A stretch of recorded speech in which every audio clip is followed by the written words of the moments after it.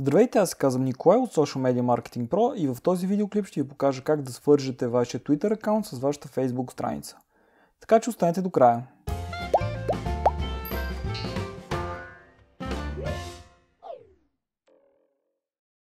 Първото нещо, което трябва да направите, е да отидете на вашия Twitter, горе където е иконата, снимката с вашата профилна снимка, трябва да кликнете на нея, след това трябва да отидете на Settings, след това долу вляво, където пише Apps, трябва да кликнете.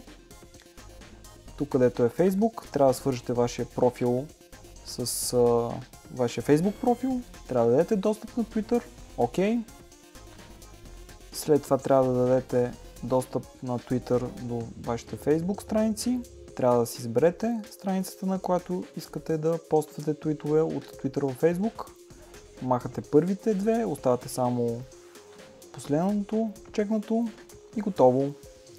Сега, когато направя твит в Twitter,